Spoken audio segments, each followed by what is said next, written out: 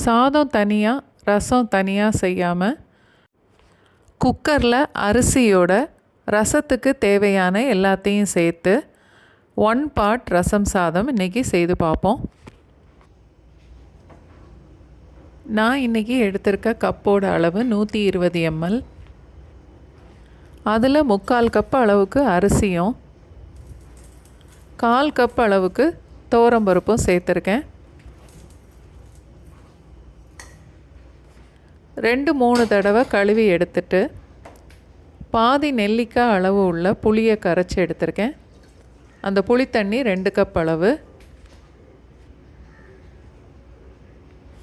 அதோட ஒரு 2-3 கப் அளவுக்கு கூட தண்ணி சேர்க்கலாம்.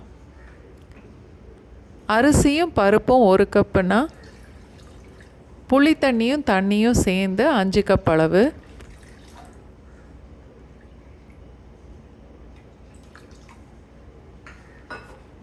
தேவையான அளவுக்கு உப்பு, 1 டீஸ்பூன் மிளகு, 1 டீஸ்பூன் சீரகம் 1-2 பொடிச்சு எடுத்திருக்கேன்.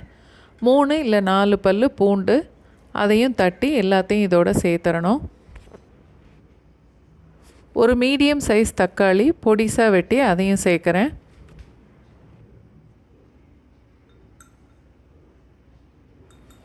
கால் டீஸ்பூன் மஞ்சத்தூள்,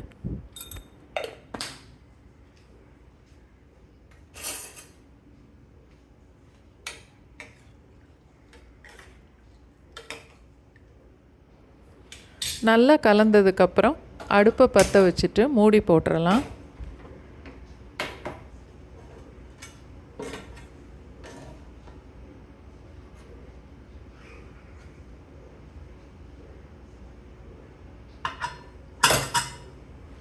அடுப்பை மீடியம் ஃப்ளேமில் வச்சுட்டு 6 இல்லை 7 விசில் வந்ததுக்கப்புறம் அடுப்பை ஆஃப் பண்ணிடலாம்.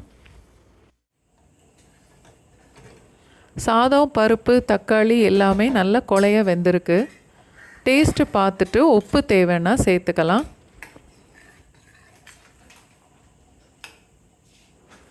எப்போவுமே ரசம் செய்யும்போது நெய்யில் தாளித்து பாருங்கள், ரொம்ப நல்லாயிருக்கும். இப்போ 1 டேபிள் ஸ்பூன் அளவுக்கு நெய் ஊற்றியிருக்கேன்.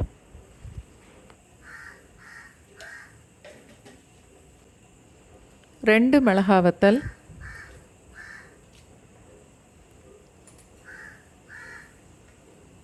அரை டீஸ்பூன் அளவுக்கு கடுகு, ஒரு 1/4 டீஸ்பூன் அளவுக்கு சீரகம்,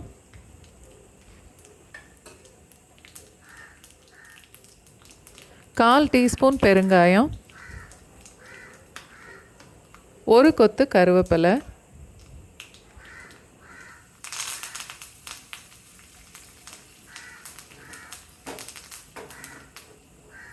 இப்போது தாளித்ததை எடுத்து சாதத்தோடு சேர்த்து கலந்துடலாம்.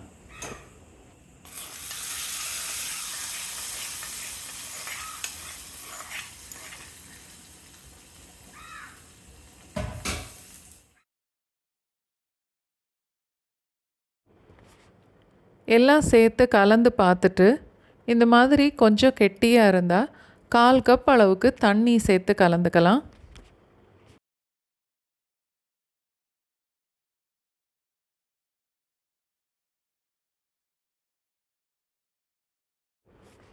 இது மாதிரி கொஞ்சம் தண்ணியாக இருந்தால் தான் ரசம் சாதம் சாப்பிடும்போது நல்லாயிருக்கும்.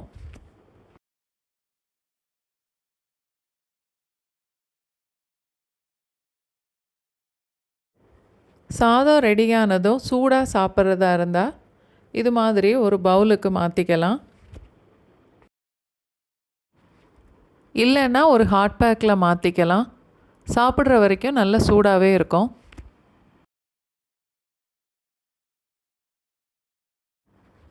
கடைசியில் கொஞ்சம் மல்லி இலையும் சேர்த்துக்கணும்.